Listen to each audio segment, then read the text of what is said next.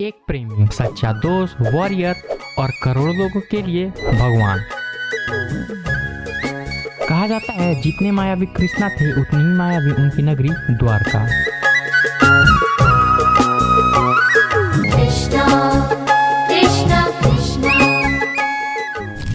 महाभारत में द्वारका को सोने की नगरी बोला गया है। जिस समय बाकी दुनिया कच्चे घरों में रहती थी, उस समय द्वारका में जेम्स और स्टोन से सजाए 9 लाख से ज्यादा पैलेसेस थे। द्वारका का डिफेंस सिस्टम भी काफी स्ट्रॉन्ग था। 580 मीटर लंबी दीवार जो दुश्मन और समुद्र की लहर दोनों से बचाती थी। जगह जगह वॉच टावर्स और द्वारका के अंदर बाहर आने जाने के लिए सिर्फ कुछ गेट्स। इनमें एंट्री भी उन्हीं लोगों को मिलती थी जिनके पास एक खास सील होता था। ये सील द्वारका के लोग पहन कर रखते थे। इतने सारे सिक्योरिटी की वजह से दुश्मनों का अंदर आना लगभग नामुमकिन था। इसके अलावा द्वारका एक इकोनॉमिक बीस्ट था। यहाँ पर एक पोर्ट था जहाँ पे इंटरनेशनल के ढेर सारे ट्रेड्स होते थे। बट द क्वेश्चन इज, ये फ्यूचरिस्टिक इंफ्रास्ट्रक्चर और क्रेजी वेल्थ अचानक कहाँ चला गया? इसका जवाब भी हमें महाभारत में दिया गया है। इंडियन माइथोलॉजी का सबसे ब्रूटल फाइट महाभारत, जिसमें 1.6 बिलियन लोग मारे जाते हैं। इमेजिन करो 18 दिनों के अंदर इंडिया का सारा पॉपुलेशन मारा जाए। इतना ब्रूटल था ये फाइट। बट फाइनली 18 दिनों बाद ये लड़ाई खत्म होता है, जिसमें दुर्योधन और उसके बाकी 99 भाइयों को मारकर पांडव ये लड़ाई जीत जाते हैं। और इस जीत में सबसे बड़ा किसी इंसान का हाथ था, मतलब भगवान का हाथ था। वो थे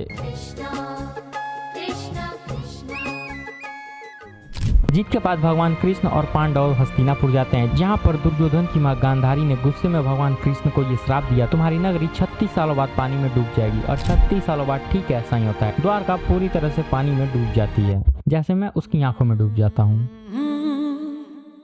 ला ला ला ला ला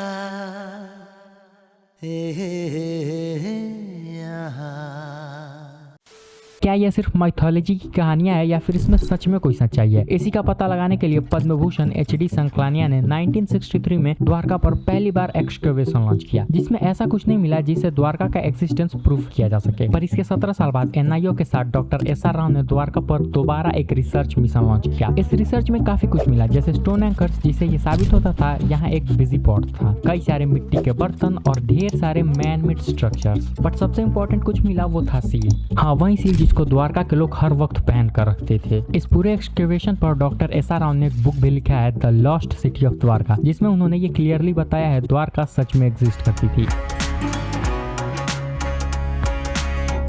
तो क्या हम मान लें द्वारका सच में एग्जिस्ट करती थी? इसका पता लगाने का सिर्फ एक तरीका था, डेटिंग।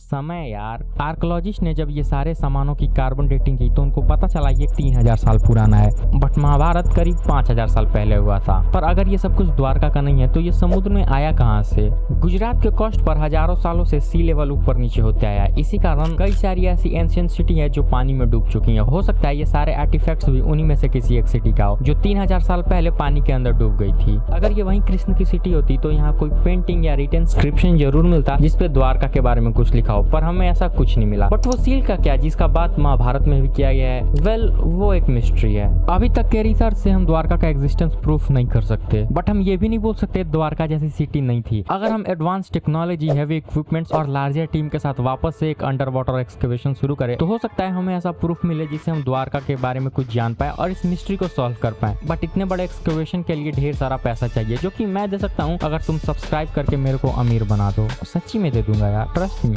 बाकी अगर तुमको SSSI के बारे में जानना है तो तुम ये वीडियो देख सकते हो। मैं जा रहा हूँ अब, लव यू, बाय बाय।